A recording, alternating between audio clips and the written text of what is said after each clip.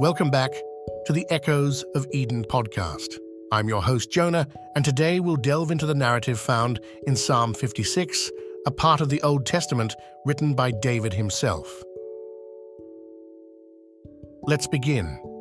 Psalm 56 verses 3 through 4. Whenever I am afraid, I will trust in you. In God I will praise his word. In God I have put my trust. I will not fear.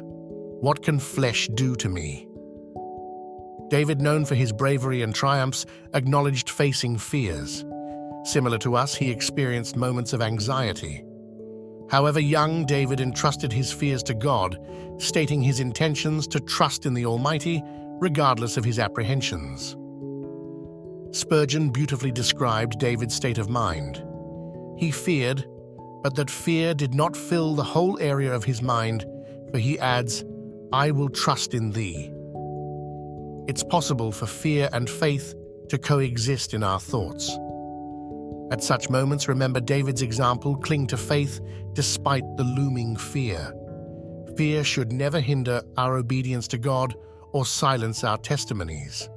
As Spurgeon remarked, many do not serve God or speak a word in his name to others out of fear, and they wait for a time when they are no longer afraid to do so. Don't let fear dictate the pace of serving and worshiping God. Embody David's courage and act, justly love mercy, and walk humbly with your God. During David's time, people turned to other humans or themselves when scared, but entrusting ourselves to God during challenging moments makes all the difference. Practicing faith, particularly when frightened, shows divine maturity. Furthermore, David expressed gratitude for the praiseworthy characteristics of God's holy word. Directly linked with his trust in God, David trusted not only in God's revealed nature and promises, but also in his word, his self-revelation to us. Boyce suggests that perhaps David thought of the specific words of God delivered by the prophet Samuel, promising him the future crown. Emboldened, David declared, In God I have put my trust. I will not fear, continuing his assertion that trust alone propels him forward without any remnants of fear. Theologian Morgan elaborates. First, the singer declares that in the hour of fear, he will trust.